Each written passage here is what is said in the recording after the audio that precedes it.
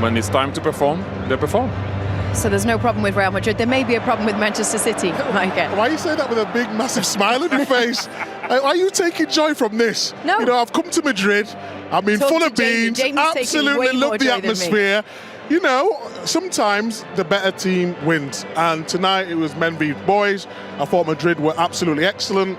All the things we talked about, energy with Gonzalez in there, it didn't really work. I thought Madrid's right-hand side were absolutely sensational today. And City, it's been a theme of their season, really. They've just been off the pace a little bit, whether that be on the ball, off the ball, whether that be scoring goals, whether that be defending, whether that's been injuries. Everything has just happened to them. And at the moment, they can't deal with it. And that is the difference. But we have to give credit to Madrid tonight. Mbappé, sensational. Valverde, exquisite. These players here, and watching them live, it was an absolute delight. It sure was. Very warm welcome if you're watching on the Golazo show. Fantastic to have you with us here. No, from the very start, it looked like one-way traffic, and I keep going back to the physicality of it. It's not just about in midfield, it was all over it. I mean, you see Diaz trying to cope with Mbappé, you know, the power. You look at Valverde at right back, you know, the pace, the energy. It was far too much for Manchester City, and at no stage of this game, really, have you ever felt that they could win the tie. We'll be back with much more for you in a very... From a coach's point of view. Look, I mentioned it so many times, you know, the boss, Pep, is also dealing with stuff outside of the field that also not easy to deal with when you have to deal with what he's doing, you know, divorce and whatnot. Now going back on the field, you can't come here, and they must have planned for something, right? I mean, you go 1-0 down straight into the game on something that's pretty basic. The centre-back has the ball, he's pushing the ball, he's putting his head up, you're still not dropping. And on top of everything, you don't read the flight of the ball. You're trying to head it. It was a bit too easy for Real Madrid and Man City and Mbappé. But if you go back into the tactical aspect of it, I know we've said it so many times. It is a cliche thing, but if the aggressivity, the tempo is not there, tactic won't do anything for you. Yeah, just looks at the moment, they just sort of run out of ideas. It's almost like Pep's tried everything, hasn't he? Really, you know, you think of John Stones playing in midfield before that. We've seen lots of different things. Nico Gonzalez and Marmoush playing today.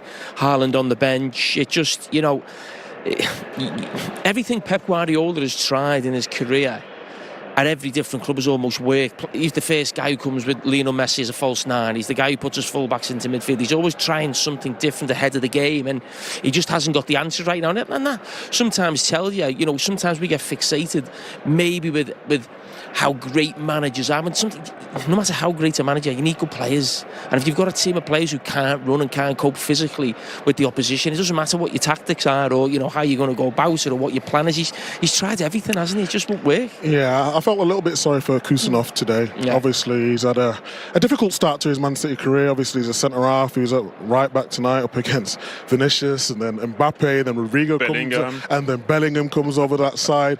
And it's very difficult to come into this game. You know, I look back to Kyle Walker, and mentioned it off the air, you know, obviously he wasn't having the best of season, but I just think with his experience, allowing him to go to Milan at this part of the season, maybe you're looking at that and you've got a 20-year-old playing at right back in one of the biggest games of Man City season. So, I mean, you try to chop it up every single week. You know, we've looked at every single aspect of what Man City are doing.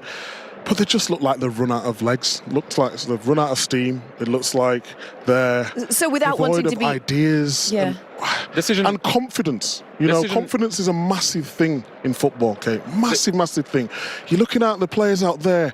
When they went one goal down, normally Man City, you're thinking they can get back into the game. They'll find a way to get through the line, to score a goal. But today I was looking at them, it's almost like they was playing within themselves or the game's gone. So if that's the case, does the season get worse from here then? Because you've just taken a 3-1 drubbing. You're not going to play Real Madrid every week. You know, they're still in the FA Cup. They're looking to get into Champions League. Hopefully that the 5th position will get you the Champions League this season. You can rest also now. You can rest and have more time on the field. Because you're not in the Champions League anymore. I guess I just meant in terms of confidence. Ooh, Ooh, what we got coming up on the weekend? Oh, it's a big one. Liverpool didn't win tonight, so yeah, it's a big game for both teams, because Man City will have it back of their minds that, you know, they need to qualify for this competition next season. So it's not a case of, okay, the season's over and we'll think about next season. Man City have got a lot riding on it, and, you know, Liverpool at this moment is still the best team in the league. They're on the top of the table, so it'll be a great game.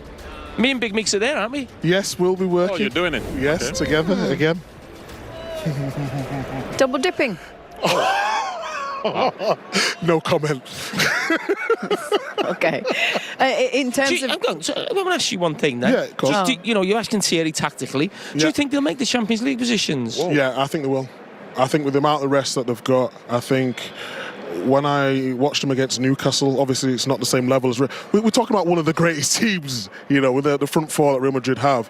I think they will make the Champions League. I think it'll be difficult, but I think they still have enough to make the Champions League, yeah. Do you, Jamie? I think just. Yeah. Just. I think there's a lot of teams around them now who are sort of just getting into bad form. You know, Aston Villa obviously played Liverpool tonight. It's probably a good result for them in some ways, but they've got 2 points from 2 home games. You've got Newcastle as well. I think they've lost 3 of the last 4 in the Premier League. Chelsea are really struggling, so anyone down there puts a little bit of a run together. And in the Premier League, actually, Man City have put a little bit of a run together they've been all right. of late, but there's still a long way to go. So how hard is it for us to judge Real Madrid from this performance tonight? Because I said it was Real Madrid doing Real Madrid things. You said, well, yeah, was it? No, you know, you have to give Real Madrid a lot of credit. But what I'm trying to say to you, usually they work harder to be able to go through. But then when you start a game like that, you could see then after they were confident, they were going on the ball, the goals came really early. You have to give them credit because, like I said, we talked about it earlier in the season. It looked like that they're maybe not going to find a way, but they did find a way. You have to give Ancelotti a lot of credit. Still a long way to go.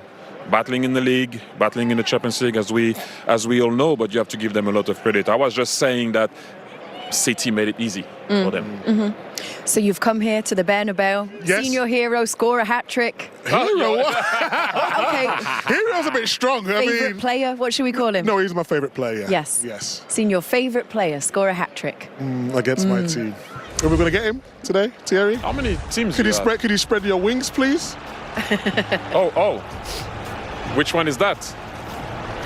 We're stuck on a picture of Thierry over here, but I think we are seeing the first Mbappé goal back at home in the US. I guess it's scored now because I have it in my hair. Yeah, but I think when that first goal goes in, I mean, it felt like the tie was over at that early stage. Unfortunately, we've come here, everyone to watch a huge game.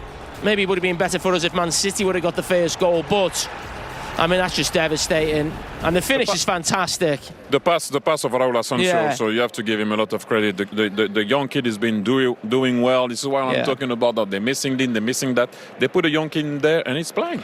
Yeah, I don't know if we can see that goal again because we talked about the defending for that goal. We couldn't obviously see it before, but what I'm trying to say, we all know, guys, what is the first rule? Someone is about to ping the ball behind you, you drop. You don't, as you can see here.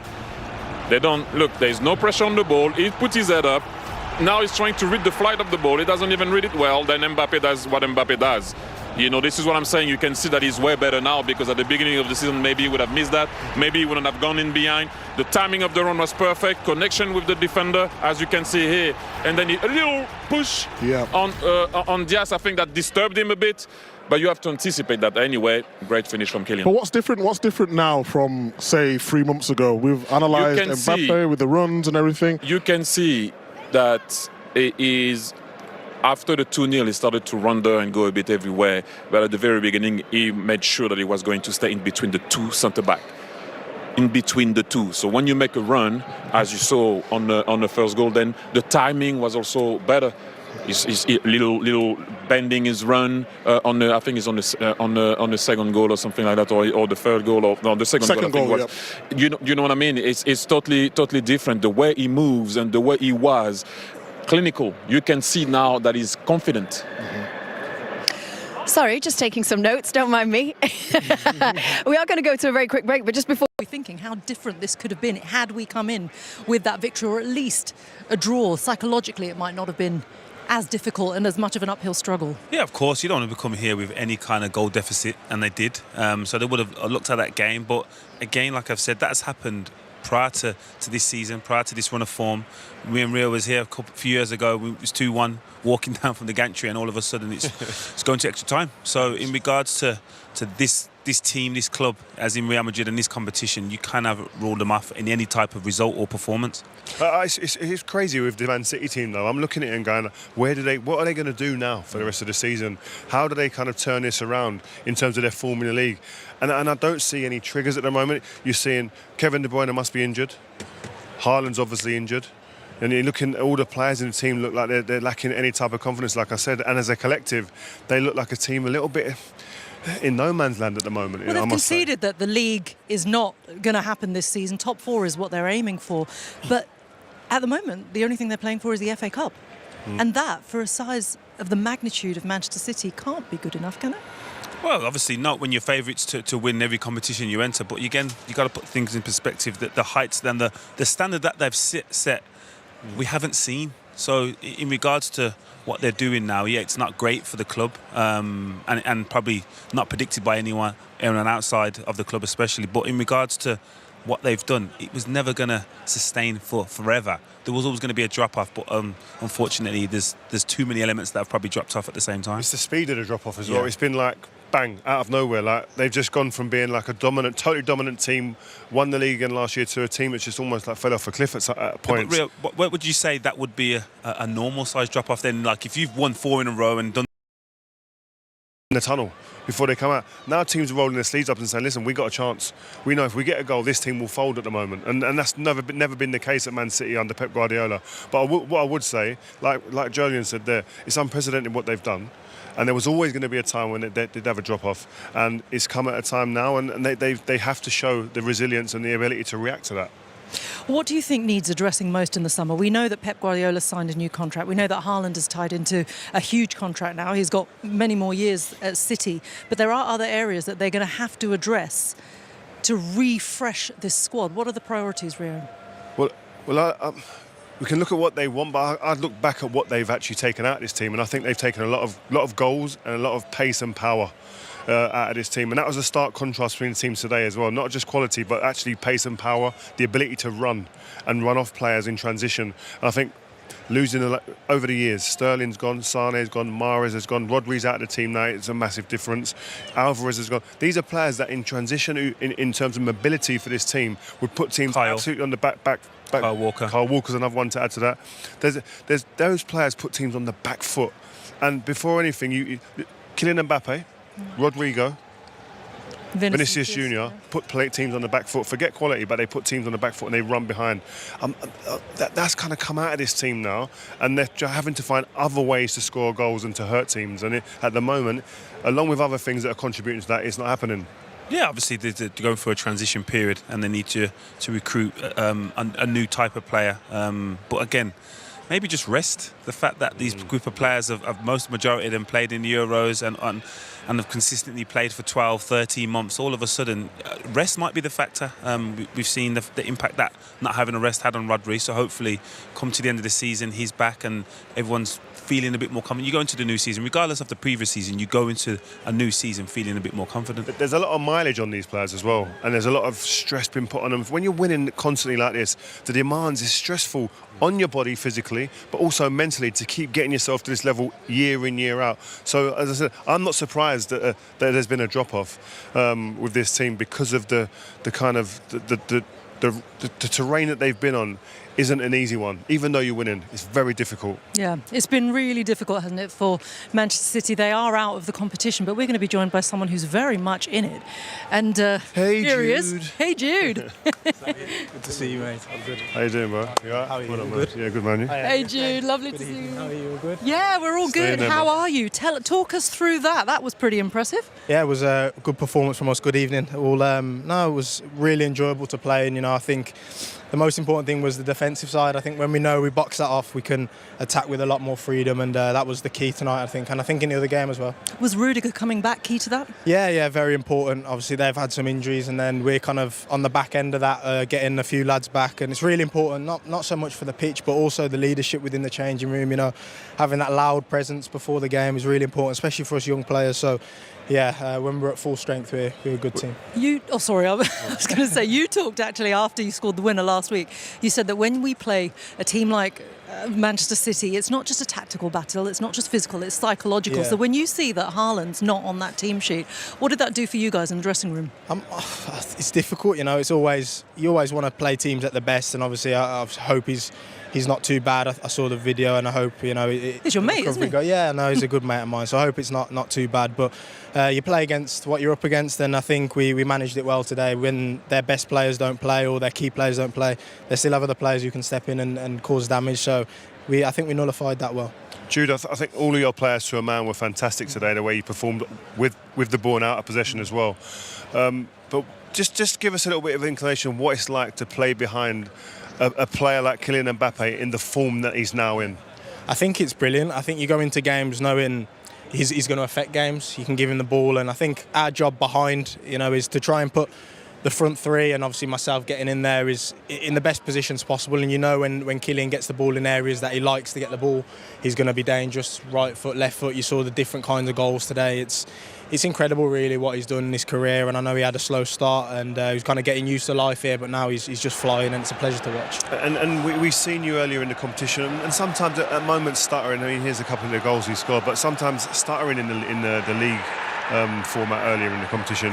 But why is it that you guys seem to just be able to click into gear at the business end of the season, like you have done now? I think those results are a big part of how we play tonight, because they're humbling. Sometimes you need a nice reminder that, you know, talent won't be enough when we go to, you know, away to teams, and you know, it's not going to be enough just to show up and take 3 points. You know, that's the fact. You've played in talented teams, you know how it is.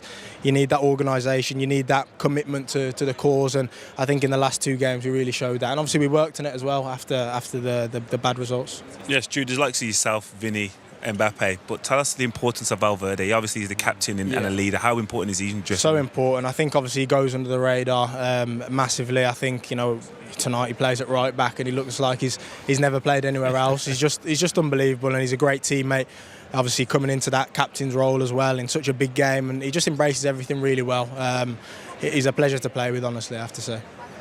Potentially a Madrid derby in the next round. Oh, really? Potentially Athletic. Oh, you're not seen it? Potentially. Shall I focus on this? Oh, yeah, that's true, actually. Potentially Atletico Madrid or Bayer Leverkusen in the next round. What do you make of either of those? I think you're always going to play against the toughest teams at this point. You can't really expect an but easy... Athletic would be that would be something. Yeah, that would be something. I think here, away, there'd be 2 really special games, but we'll see what happens. I think if we play like we did tonight, we'll have a good chance against most teams. Just one question on the in and out of possession, and the way that you guys become a much more solid team out of possession. Just Ancelotti, in terms of, no one talks about him tactically, but the way that you dropped out to the left-hand side out of possession, and as soon as you win the ball, you're in the number 10, so not just to run into the box.